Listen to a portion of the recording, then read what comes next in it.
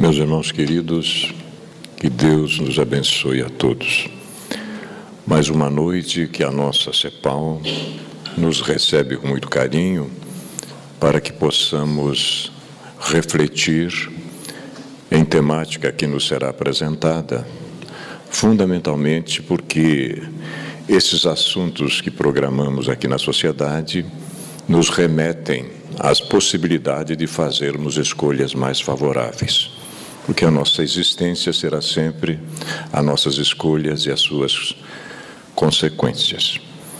Esta é uma noite especial, um companheiro muito querido nosso nos conduzirá na reflexão, ele já está presente, é o nosso companheiro da Regional e da Sociedade Espírita Amor e Caridade, Jorge Bombonato, que vai nos propor uma reflexão em torno das funções fundamentais da sociedade espírita, né?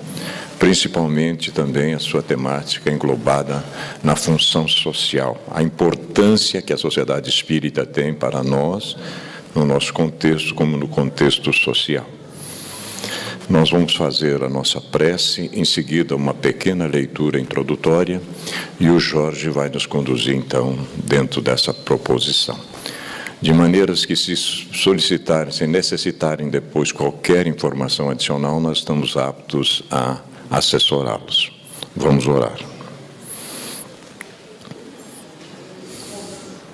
Senhor da vida, Pai amantíssimo de todos nós, se apresenta mais uma oportunidade na nossa atual existência de capital importância para que nos envolvamos uma vez mais com as questões do espírito imortal que somos todos nós. Envidaremos todos os esforços possíveis, sem sombra de dúvida, para que a proposição seja assimilada, seja estudada, meditada e, fundamentalmente, posta em prática na nossa vivência. Porque, assim procedendo, temos certeza absoluta, agora que despertamos para a nossa realidade intrínseca, que vamos acelerar o nosso processo de redenção. Por esta razão, Senhor da vida, que os vossos mensageiros celestes possam nos envolver em carinho e ternura, ampliar nossos níveis conscienciais, bem como que a inspiração não falte ao nosso facilitador, para que essa mensagem desça do nosso intelecto, agasalhe-se no nosso coração e torne-se um hábito saudável na nossa vivência. Bênção para todos nós, Pai da vida, na medida exata em que fizermos por merecê-las. Que assim seja, Senhor. 2012, o professor Gerry Roberto Almeida, historiador lá de Porto Alegre, publica A Convivência na Casa Espírita, uma obra realmente iluminada, reflexões e apontamentos com base nas instruções de Allan Kardec. 2 parágrafos para que depois o Jorge possa nos conduzir. O primeiro dele, ele registra aqui no capítulo A Sociedade Espírita, o regimento, o regulamento da Sociedade Parisiense de Estudos Espíritas, que foi o primeiro centro espírita do mundo, lá em Paris, na Cidade Luz, né? 1858. E olhem só o que diz no regimento ou no regulamento da Sociedade Parisiense. A sociedade tem por objeto o estudo de todos os fenômenos relativos às manifestações espíritas e suas aplicações às ciências morais, físicas, históricas e psicológicas. São defesas nela as questões políticas, de controvérsia religiosa e de economia social. O nosso professor Gerry, ele inicia o capítulo fundamentado nesta assertiva. E aqui no finalzinho do capítulo ele diz o seguinte: entenda-se que a casa espírita não é mais uma expressão de tantos núcleos religiosos tradicionais espalhados pelo mundo. Nesse mesmo mundo onde os pensadores pós-modernos buscaram desconstruir todas as certezas do conhecimento. O que isso significa, então? Significa, entre outras coisas, que apesar de nossas heranças culturais, religiosas e da fragmentação dos valores atuais, a casa espírita representa uma mudança, fruto do trabalho de Kardec, na perspectiva metodológica, de nos relacionarmos com o conhecimento a partir da pesquisa, análise e observação dos fenômenos psíquicos e espirituais. Portanto, espírita não é aquele que simplesmente acredita na reencarnação e na comunicação mediúnica, por exemplo, mas aquele que construiu a convicção na sua imortalidade. Compreende que é um espírito antigo em marcha evolutiva através das múltiplas experiências vivenciais. Sem buscarmos uma classificação específica desta ou daquela natureza, podemos considerar a Casa Espírita como uma instituição absolutamente inovadora, abrindo possibilidades para um novo paradigma ético, cultural e espiritual na atualidade. Será que é isso mesmo? Nós, mais uma vez, vamos ter a honra de sermos iluminados pelo nosso querido Jorge Bombonato. Vamos ouvi-lo. Muito boa noite, meus amigos, meus irmãos de Ideala Espírita, meus caros jovens. É mais uma vez uma grande alegria. Agradecemos antecipadamente ao convite da casa pela oportunidade de trabalho. Para nós é sempre uma alegria poder ocupar essa tribuna para trazer algum assunto para ser visto, analisado, enfocado à luz da nossa doutrina espírita. Nós queremos pedir a Deus e aos nossos amigos espirituais que permitam que possamos conduzir o nosso raciocínio, a nossa reunião até o final, nesse clima de harmonia, de tranquilidade, de paz. E costumamos dizer que se uma palavra, uma frase, um pensamento que aqui for levado, puder trazer para alguém um benefício e uma mudança para melhor na sua vida, nós estamos nos considerando regiamente recompensados. Esse é o nosso principal objetivo. Há alguns meses fomos convidados para fazer uma palestra inaugural de uma casa espírita da nossa região, mais precisamente em Quedas do Iguaçu. Na época, Vanim, que faz a coordenação da regional, nos pediu que, como íamos falar pela primeira vez numa casa que estava sendo inaugurada, numa cidade pequena, onde costuma haver grandes problemas e alguns preconceitos, às vezes nem tão, muitas vezes infundados, mas que ainda persistem no nosso intelecto. Ele pediu que fizéssemos uma análise ou uma demonstração do que seria uma casa espírita, para que ficasse claro o que é essa nossa abençoada casa espírita, esse nosso local de oração e de encontro. Fizemos essa nossa simples e singela palestra e depois achamos que seria interessante que levássemos a outros locais, sempre com o pensamento de esclarecer. Por quê? Nós temos ainda, como dizia Herculano Pires, a nossa doutrina espírita totalmente desconhecida. E principalmente e infelizmente por nós, espíritas. Mas vamos trabalhando então. Esses equívocos e julgamentos preconceituosos em relação à doutrina espírita nos levaram a essa ideia de trazer esse esclarecimento. Mas o que é uma casa espírita? As pessoas, nossos amigos, quando falam da nossa casa, eles perguntam lá na sua igreja, lá na sua casa, como é que vocês chamam a casa espírita? Como é que vocês falam a respeito dela? Outros, quando chegam na casa ou passam na frente, olham para dentro, esperando, talvez, desafortunadamente, ver algum espírito e se assustam. Eu tive até uma coincidência num grupo de estudo de uma língua estrangeira, quando duas garotas souberam que éramos espíritas e que o nosso interesse em conhecimento dessa língua, que por sinal era o francês, se tratava da necessidade de melhor entendermos as obras espíritas. Elas pediram para mudar de turma, porque estavam na presença de um espírita. Por que acontecem essas coisas? Eu diria que existe um mal-entendido. Minha esposa às vezes fala que a nossa doutrina tinha que mudar de nome, porque esse nome espiritismo traz uma série de confusões no pensamento das pessoas. Espírita, espiritismo, o que é isso? Esses dias tivemos, vocês também já devem ter visto na televisão, um programa policial que tratava de uma senhora que tinha feito um sacrifício humano. Vejam vocês a barbárie. E dizia, essa senhora estava sendo processada, logicamente para responder por um crime hediondo, que é esse, um sacrifício de uma criança.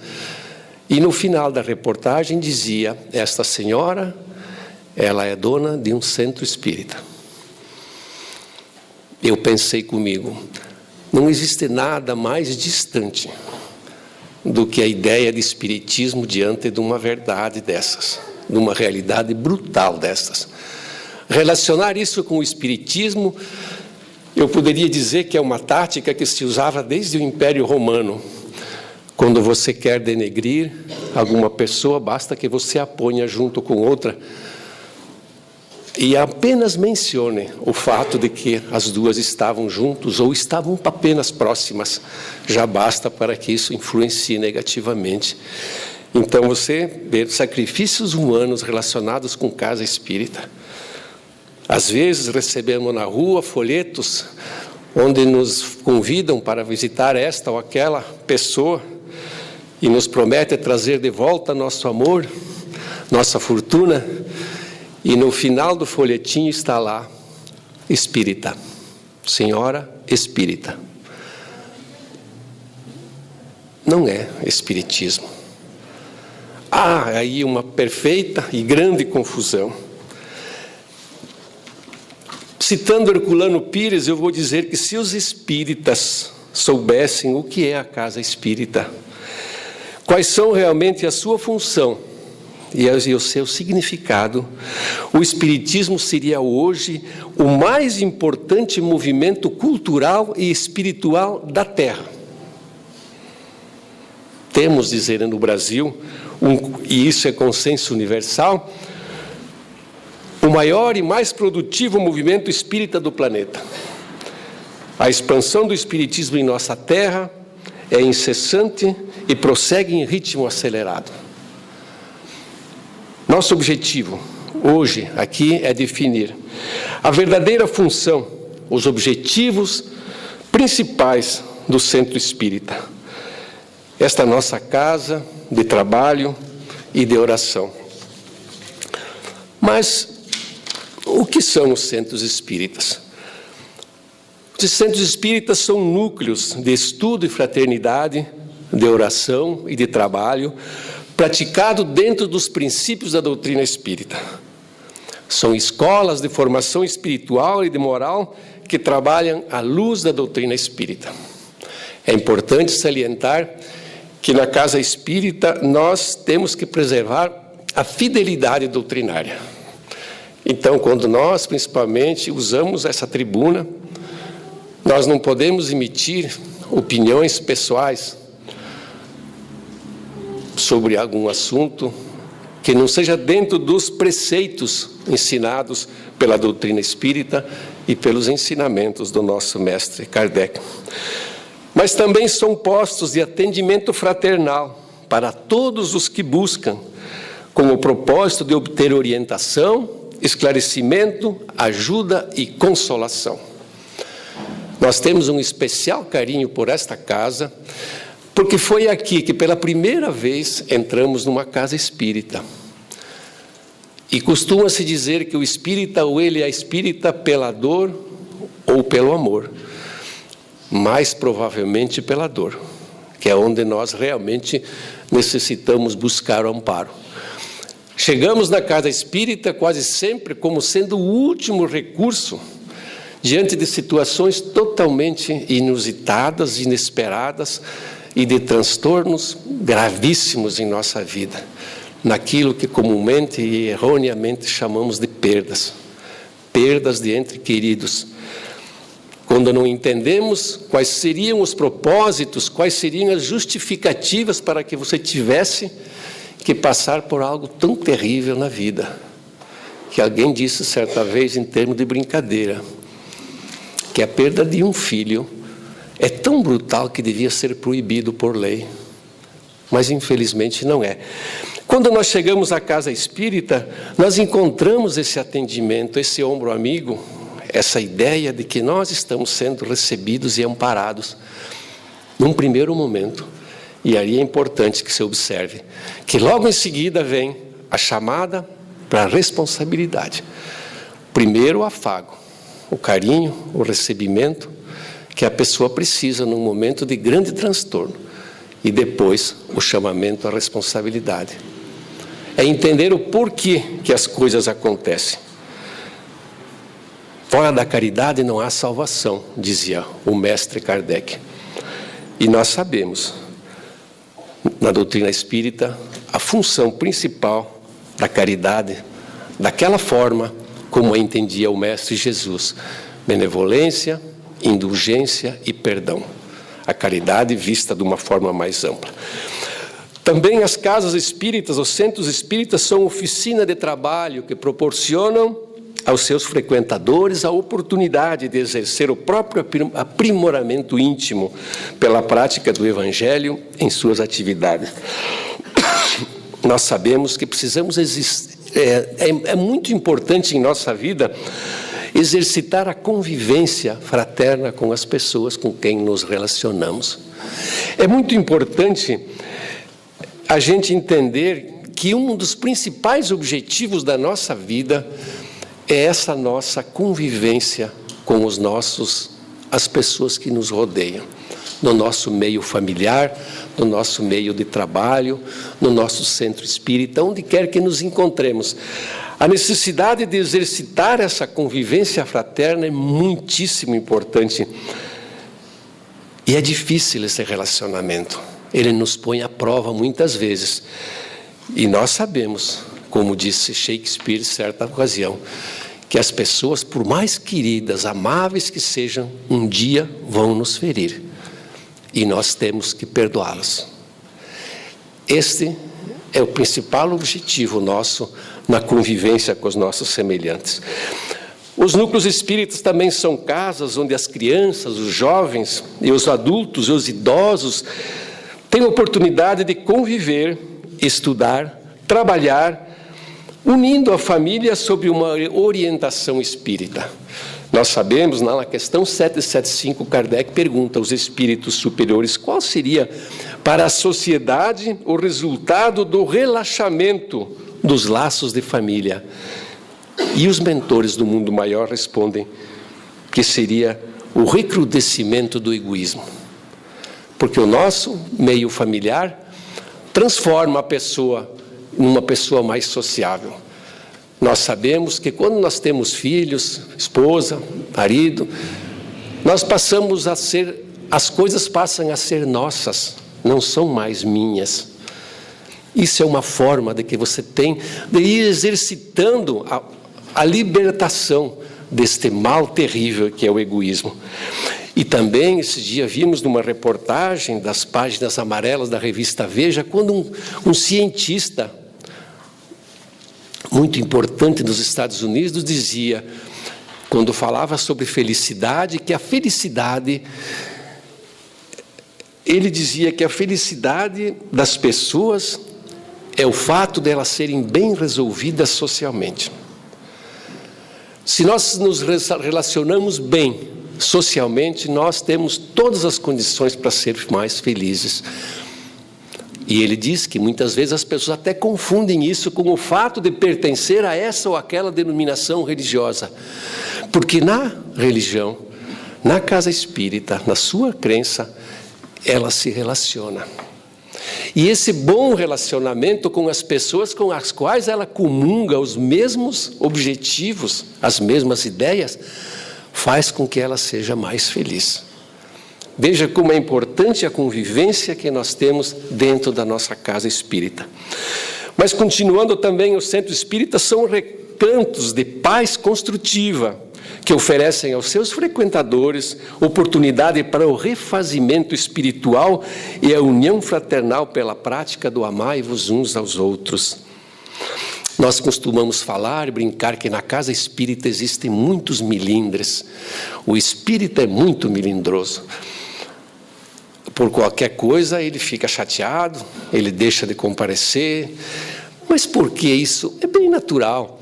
Porque nós sabemos que no nosso movimento espírita nós não temos chefes, não temos uma hierarquia formada. Temos sim os responsáveis pela casa apenas para serem responsáveis e trabalhar. Mas nenhum privilégio tem eles, nenhum privilégio de mando. A doutrina espírita nos dá oportunidade para que cada um de nós pense, raciocine, use a razão, seja dono do seu próprio pensamento. Então, como nós não temos chefes, na outra religião organizada, quando a ordem vem de cima, não se discute. Mas nós não temos esse de cima, estamos todos no mesmo nível. Então é necessária que haja essa forma de se tratar, e acontecem então os milindres. Mas nós sabemos que nós temos assistência dos bons amigos espirituais e que todas as casas espíritas têm essa assistência do mundo maior antes de nascer, antes de serem criadas ainda. Então nós podemos contar sim com essa assistência. Também são núcleos que se caracterizam pela simplicidade própria das primeiras casas do cristianismo, pela simplicidade, pela prática da caridade e pela total ausência de imagens, símbolos, rituais ou qualquer outras manifestações exteriores. Nós dizíamos, certa ocasião, que as manifestações exteriores, elas engessam a fé. A fé é preciso que ela seja livre, que nós possamos acreditar sem as manifestações exteriores. E nós sabemos também que a ideia do Espiritismo trazer de volta o cristianismo nascente, aquele cristianismo puro das casas do tempo de Paulo e Estevão, não do cristianismo que passou ao lado do Estado com Constantino e passou a assinar embaixo de todas as tragédias que aconteciam nas conquistas, onde haviam matanças, onde haviam coisas terríveis, e que passou para esse lado o cristianismo após os primeiros anos de sua existência. Nós sabemos a necessidade da simplicidade da casa espírita, mas nos dizia certa vez um amigo nosso da casa, presidente da nossa regional, nos dizia que a casa espírita pode ser simples sim, mas nada impede que ela seja asseada, bonita, bem iluminada, que as pessoas venham aqui e possam se sentir bem, confortáveis. Não há necessidade que ela seja escura, que ela seja mal iluminada, ou qualquer tipo assim, que possa assustar as pessoas. E aqui sim exercitar a ideia da caridade, como já falamos. São unidades fundamentais do movimento espírita. Aqui é importante que façamos uma distinção entre movimento espírita e a doutrina espírita. A doutrina espírita é a ideia consolidada, é a mensagem consolidada, recebida dos espíritos do mundo maior através de Allan Kardec. Essa mensagem, ela está gravada em livros e ela está consolidada. Ela é absolutamente imutável no sentido de que nós possamos mudar o seu pensamento básico. Podemos sim adaptá-la através dos conhecimentos da ciência E Kardec já dizia que se um postulado espírita for contrariado pela ciência, fiquemos com a ciência, para que vocês vejam a tranquilidade com que ele tratava o assunto. Mas o movimento espírita, esses somos nós, os seres humanos, frágeis, com nossos problemas, com nossas vontades, com nossos melindres, como já falamos, que mudamos de opinião, às vezes, conforme nossos interesses. O movimento espírita, meus amigos, ele sofre essas influências por se tratar de pessoas que a compõem. E que, como nós sabemos, todos nós temos os nossos problemas, as nossas limitações, e que esse mundo faz parte da nossa condição de espíritos ainda necessitados do aprendizado e de um conhecimento maior. Mas quais são, então, os objetivos da Casa Espírita? Nós podemos, então, dizer que os centros espíritas têm por objetivo promover o estudo, a difusão e a prática da doutrina espírita, atendendo às pessoas que vêm, como nós chegamos, buscando esclarecimento, orientação e amparo para os seus problemas espirituais, os problemas morais e materiais. Pessoas que querem conhecer e estudar a doutrina espírita, ou que querem trabalhar, colaborar, servir em qualquer área de ação que a prática da doutrina oferece. Os ensinamentos de Kardec nos diz que não há necessidade que façamos proselitismo da doutrina espírita, que saiamos nas ruas com bandeiras, convidando as pessoas para serem nossos colegas espíritas. Mas que quando a pessoa chega, batendo a nossa porta, que o nosso atendimento seja o mais perfeito possível, que nós possamos trazer a essa pessoa aquilo que ela mais precisa naquele momento, que é um consolo, que é um conhecimento, que é uma explicação para os problemas que vivem. Muita atenção para os que nos procuram. Todos nós sabemos que compomos uma casa espírita, como alguém já disse, que todos nós temos um talento. Cada um tem os seus talentos, a sua forma e as suas qualidades. Que nós possamos usá-las nesse sentido, fazendo o bem, procurando colaborar na casa espírita. E se não tivermos nada para fazer no momento, o importante então é que nos preparemos, para quando o momento chegar, estivermos prontos para o trabalho. As atividades básicas da doutrina espírita são realizar palestras públicas, por exemplo, destinadas ao público em geral, que está acontecendo hoje, nas quais são abordados temas à luz da doutrina espírita. A finalidade dessas palestras é a divulgação da doutrina espírita e seus aspectos científico, filosófico e religioso. Como seria possível abordar um assunto sobre esses três aspectos? Ciência, filosofia e religião. Apenas a título de esclarecimento, em certa ocasião, alguém nos explicando como seria essa ideia de ver um mesmo fato sobre três aspectos. Ele nos citava, por exemplo, a ideia do pôr do sol. Essa maravilha que todos os dias o mundo maior, Deus, nos proporciona essa visão maravilhosa, e dizem que esse de Cascavel é um dos mais bonitos do mundo, o pôr do sol. Se nós pararmos para observar essa maravilhosa, esse momento mágico, e nós observarmos a duração, a luminosidade, o tempo que ocorre, estaremos abordando o aspecto científico.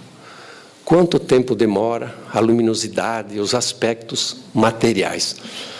Se observarmos a influência que esse espetáculo traz para cada um de nós, em nosso íntimo, nas pessoas, nos animais, nós estaremos observando o aspecto filosófico. Mas se diante desta beleza inexplicável, nós nos ajoelhamos e fizemos uma prece agradecendo a Deus, estaremos vendo o aspecto religioso. E Então, a doutrina espírita também, ela pode ser observada nesse tríplice aspecto, científico, filosófico e religioso.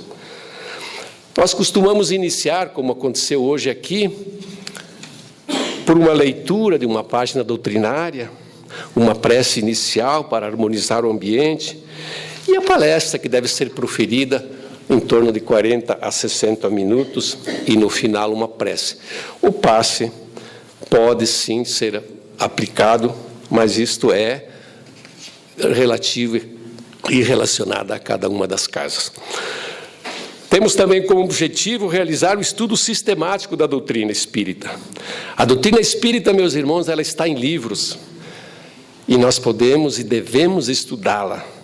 O entendimento da doutrina espírita é relacionado a cada um, pelo uso da sua razão e do seu conhecimento. Galileu já dizia que eu não posso imaginar que Deus nos tenha dado razão, bom senso e o entendimento, e depois nos proíba de usá-lo. De forma alguma, nós temos que usá-lo. E a forma de usar a doutrina espírita é estudando nos seus livros. E o que caracteriza o estudo sério da doutrina é a continuidade que se lhes dá. A finalidade do estudo é facilitar a reforma íntima. Como nós falamos, certa ocasião, se nós quiséssemos, se fosse possível, simplificar a doutrina espírita numa única frase, num único pensamento, eu diria que é a necessidade da reforma íntima de cada um de nós. É o nosso objetivo da nossa vida, e é o objetivo que a doutrina espírita nos propõe: facilitar a reforma íntima. Também nos garante a unidade de princípios, porque se estudamos, vamos conhecendo a unidade de princípios. Propagação da doutrina nas bases da codificação favorece o desenvolvimento da fé raciocinada, forma expositores, entendimento da palavra caridade, como já falamos, e a participação de todas as pessoas. É importante que a coordenadoria e divulgação da casa forneça os horários e uma escala para as pessoas nos dias de divulgação. O atendimento espiritual na casa espírita também é feito pela recepção, pelo atendimento fraterno, pelo evangelho à luz da doutrina espírita, pelo passe, a magnetização da água, a irradiação e evangelho no lar. As reuniões mediúnicas, ou as reuniões de estudo mediúnico, também são muito importantes, porque nós sabemos que a mediunidade, meus amigos, é uma condição orgânica. Ela nada tem a ver com a doutrina espírita, embora nós a entendamos, mas a mediunidade sempre existiu, desde que existe o homem na face da terra.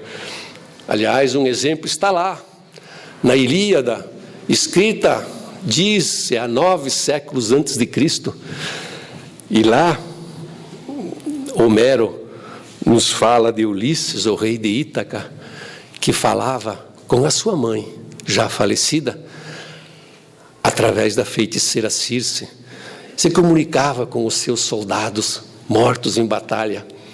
Mediunidade, 9 séculos antes de Cristo. As reuniões mediúnicas também, a importância delas, certa vez perguntamos, mas se a filosofia é mais importante, que Kardec nos diz que a importância maior da doutrina é a sua filosofia, por que então as reuniões mediúnicas são tão importantes? E a explicação é clara: a caridade para com os espíritos em reajuste. Porque nas reuniões mediúnicas nós vamos encontrar espíritos necessitados de ajuda. Porque nós sabemos que a pessoa, o espírito que desencarna, não muda a sua condição simplesmente pelo fato que desencarnou. Não passa a ser santo nem demônio, continua a ser exatamente o que é. Se a pessoa leva dessa para outra vida, para a vida maior, as mesmas condições com que ela está no momento da passagem, muitas pessoas, vocês vão de concordar comigo, que necessitam de ajuda. Muitos desses espíritos vêm das mesas mediúnicas carentes de uma necessidade de uma explicação, de alguma coisa muito importante para que possa continuar e se libertar dos problemas que carregam consigo. A evangelização espírita na infância, da juventude também é importante, porque forma futuros dirigentes, palestrantes, médiuns, trabalhadores, e tira os jovens dos perigos expostos muitas vezes na rua.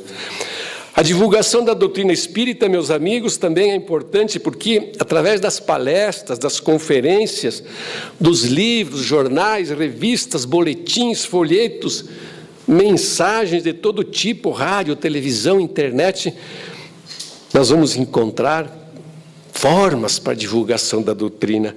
E é importante que, como nos disse Emmanuel certa vez, que o Espiritismo solicita a cada um de nós uma espécie permanente de caridade, a caridade da sua divulgação. É muito importante que a gente tenha isso em mente. Em qualquer atividade da Casa Espírita, preservar sempre o esclarecimento e o consolo espiritual. O serviço de assistência social também é importante. E as casas normalmente têm o seu local, como tem esta, como tem a nossa SEAC. É importante, meus amigos, que taçamos a ajuda material, embora saibamos que a condição da caridade, de uma forma como a entendia Jesus, é muito mais ampla. Mas, num determinado momento, é necessário que a pessoa tenha uma ajuda material. E agora, quando nós estamos vivendo esta época do inverno, às vezes, quando ele se torna rigoroso, nós ficamos pensando, será que todo mundo tem um cobertor ou uma roupa para se agasalhar do frio? Como seria injusto e terrível a gente sentir um semelhante nosso passando esse tipo de privação e de sofrimento. Então, Madre Teresa dizia, quando criticaram, dizendo que a senhora dá o peixe em vez de ensinar a pescar, ela disse, mas às vezes a pessoa está tão fraca que não consegue segurar a vara de pescar. Vamos primeiro dar o alimento, vamos primeiro dar a necessidade imediata e depois vamos ensiná-la a pescar, sim. Como já falamos que a Casa Espírita faz isso. Então é importante que tenhamos em mente que a ajuda material em determinadas ocasiões se faz necessária. Também a Casa realiza atividades administrativas necessárias ao seu normal funcionamento, compatíveis com a sua estrutura organizacional e com a legislação do seu país. Nós, Casas Espíritas, estamos sujeitos às legislações do país. E é importante que nós tenhamos a nossa organização, a nossa diretoria, com os seus departamentos, coordenações, assessorias, setores, toda atividade doutrinária.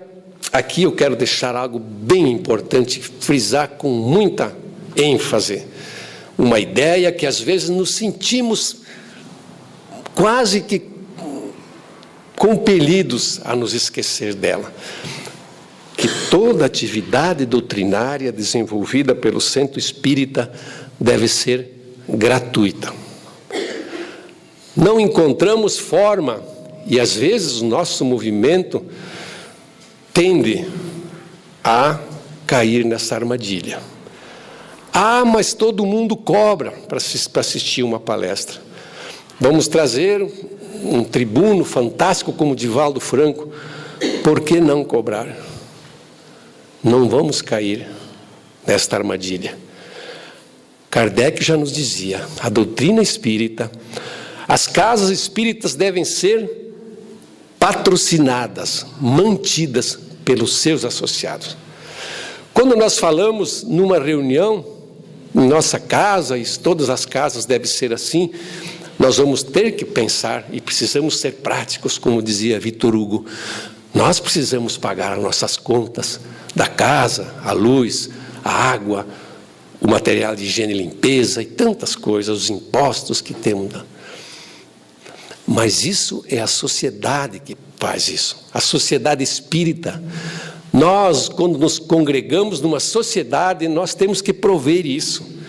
Mas numa reunião pública, onde, como hoje aqui, nós estamos aqui apenas a título de esclarecimento, nós não devemos levar esse assunto nesse nível para as pessoas. Vocês imaginem uma pessoa que chega numa casa espírita, no auge do seu desespero, às vezes, e eu já falei que normalmente é o que acontece com as pessoas quando vêm, principalmente pela primeira vez, e sobe à tribuna alguém e fala em dinheiro. Como é que essa pessoa se sente? Cair em mais uma armadilha. Então, não vamos pensar de forma nenhuma. A sustentação da casa espírita deve decorrer da colaboração espontânea de cada um dos seus sócios. Ponto final. Não vamos pensar em vender qualquer tipo de favor, comunicação, água purificada, qualquer outro tipo de imaginação que vier à cabeça de alguém. Se cairmos nessa armadilha, daqui a pouco estaremos fazendo casamentos e batizados e outras coisas mais. E isso não é espiritismo, não é compromisso da doutrina espírita. Então, meus amigos, evitar bingos, rifas, bailes beneficentes e outras coisas. A casa espírita deve ser mantida pelos espíritas. Façamos esse esforço e tenhamos isso em mente, sempre que esse assunto vier à tona. Não há como misturar uma fé pura, raciocinada, legítima, como é a doutrina espírita, com valores pecuniários. Não dá para misturar essas duas coisas, é óleo e água. Participar de atividades que têm por objetivo a união dos espíritas e das instituições espíritas e a unificação do movimento como um todo, conjugando esforços, somando experiências, permutando ajuda, apoio, aprimorando as atividades espíritas e fortalecendo a ação dos espíritas. As casas espíritas são muito independentes, mas é importante que ela esteja ligada a uma federativa, porque aí nós temos a união. E nós falamos todos uma linguagem parecida. Como eu falo, nós afinamos o discurso. Vamos falar de uma mesma forma. Kardec já dizia que 10 homens sinceramente ligados por um pensamento comum são mais fortes do que 100 que não se entendem. E nós vamos para aquele exemplo do feixe de varas, onde uma você quebra, 2 sim, 3 talvez, um feixe inteiro você não consegue quebrar. Assim é a ideia da união dos nossos espíritas, dos nossos filiados. O maior adversário da doutrina espírita, já dizia Kardec, o que pode impedir o seu crescimento e a sua divulgação é simplesmente a desunião. Não há outra. A desunião dos espíritas pode comprometer, sim, o trabalho que nós temos que realizar. Os antigos romanos já diziam, nas suas conquistas, dividir para imperar, para governar. Então, era fácil, primeiro divide as pessoas, aí você impõe o teu pensamento. Porque se eles estiverem unidos, você não vai conseguir dividir para imperar. União, portanto, meus amigos, trabalho, solidariedade, tolerância. A nossa casa espírita é uma escola, é um hospital e é um templo. Uma escola que nos ensina a viver melhor. Um hospital onde nós levamos o nosso espírito para buscar as soluções para os seus problemas e para as suas mazelas. E um templo onde nós viemos aqui para nos submeter a uma força maior e realizar a nossa prece. Já partindo para o encerramento, porque o tempo passa rápido, eu trouxe uma página da filosofia, talvez a mais importante que o mundo inteiro conhece, para que a gente faça aqui um breve raciocínio. O mito ou alegoria da caverna. Platão, célebre filósofo grego, no seu livro 7º da República, ele coloca nos lábios de Sócrates uma alegoria interessante. uma metáfora, onde ele relaciona a nossa visão da realidade, onde ele exemplifica de como nós podemos nos libertar da escuridão que nos aprisiona através da luz da verdade. E ele nos diz, nesta sua página fantástica, que numa caverna vivem seres humanos. Ali nasceram, dali nunca saíram. Estão acorrentados, voltados para o fundo da caverna. Não podem ver no lado nem atrás, apenas o fundo da caverna. Por trás deles arde uma fogueira. A luz do fogo projeta imagens no fundo da caverna, projeta sombras. É tudo o que vem. Seu mundo é feito de sombras. Ali estão e dali nunca vão sair. A caverna simboliza as limitações impostas pelos sentidos, pela ignorância. Impedem as pessoas de ver o mundo real, que Platão chama de o mundo das ideias. Mas um dia alguém que está ali acorrentado desenvolve a sensibilidade, supera a ignorância, conquista o saber e deixa a caverna. Se desprende das correntes e sai. Num primeiro momento, deslumbra-se com a beleza da natureza, com os pássaros, com os rios, com a natureza, com a floresta. Lamenta o tempo perdido e decide ajudar os seus companheiros e volta para a caverna e conta o que viu. Os que estão lá não acreditam, hostilizam-no, querem matá-lo, porque dizem, não acreditam, não há isso que você fala. A vida é isso que nós estamos vendo, são as sombras. Relacionando isso com a nossa doutrina espírita, nós vamos dizer que é preciso que cada um de nós deixe a caverna da ignorância, que cada um de nós fuja destas sombras da ilusão, que cada um de nós possa construir um mundo melhor.